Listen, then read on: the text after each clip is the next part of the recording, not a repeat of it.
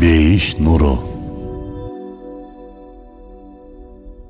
Азыркы күндө дин менен илим башка бири менен терс келген бир система деп билишет кээ бирлер.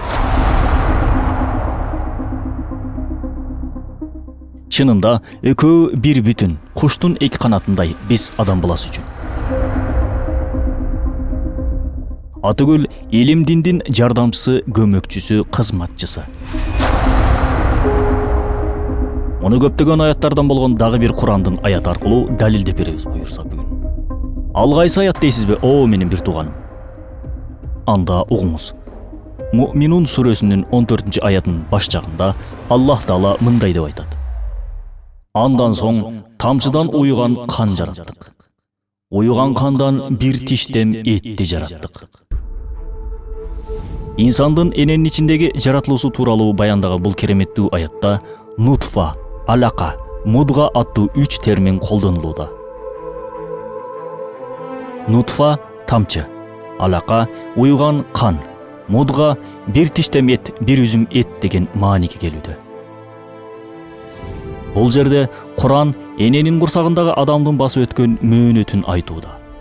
Биринчи мөөнөттө бул нутфанын, башкача айтканда тамчынын алакага, башкача айтканда уйган канга айлануусу тууралуу айтылса, экинчи мөөнөттө болсо уйган кандын мудгага, башкача айтканда бир тиштем этке айлануусун кереметтүү түрдө баяндоодо. Биз бул жерде бир тиштем эт деген мааниге келген мудга сөзүн изилдеп көрөлү. Чынында эненин ичиндеги экинчи мөөнөттөгү эмбрион бир тиштем эт желик көлөмдө болот. Атыгүл бул мөөнөттөрдө эмбриондун үстүндө бирөө тиштегенден улам пайда болгон тиштин издериндей из да бар болот. Курандын бир тиштем эт деген окшоштуруусу бул илимий ачылышка кереметтүү түрдө дал келүүдө.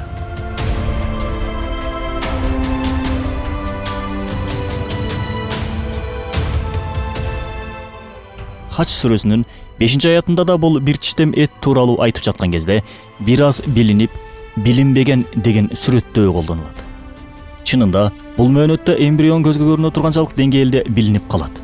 Тагыраак айтканда, башы, дене түзүлүшү, ички органдары сыяктуу кээ үркө мүчөлөрү билине баштайт.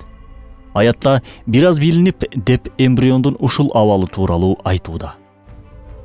Ал эми ошол эле кезде эмбрион толук түрдө жетиле элек, кээ бирки дене бөлүкчөлөрү, мүчөлөрү түшүнүксүз, белгисиз, билинбеген абалда болгондуктан аятта билинбеген деген сөз колдонулууда.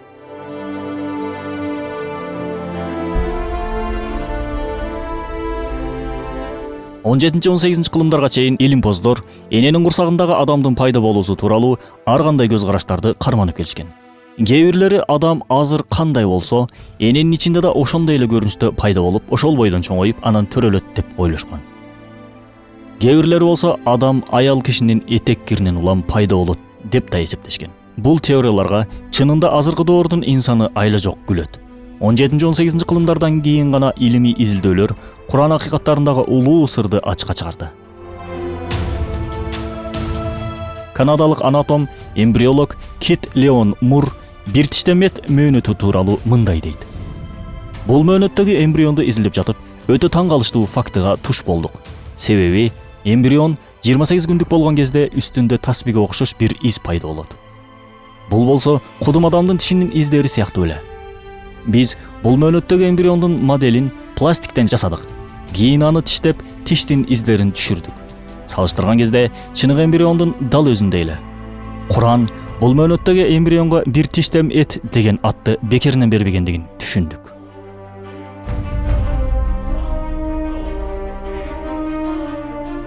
Мынакей, миңдеген илимий аяттардан дагы бир аятты кыскача түрдө чечмелеп чыктык.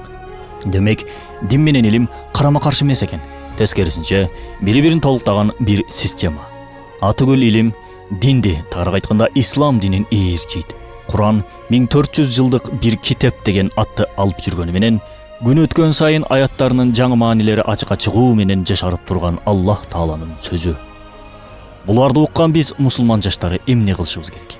Сен баланчасың, мен түкүнчөмүн деп бөлүнбөстөн мусулман болгон соң ынтымакта болуп, тиге тигинтте, болбосо минтип жооп берди деп кайдагы сандырак саясат сөздөрдү жайбастан, убакытты туура жака буруп, Куран акыйкаттарын дагы да тереңдетип изилдейли. Китеп окуп, илим билимибизди, өзүбүздү өнүктүрөлү. Аллах Тааланын буйруганын сүйүү менен кылып, тыюу салганынан жаа бою качалы. Курандын Рысалай Нур аттуу тафсиринен алынды. Бейиш нуру.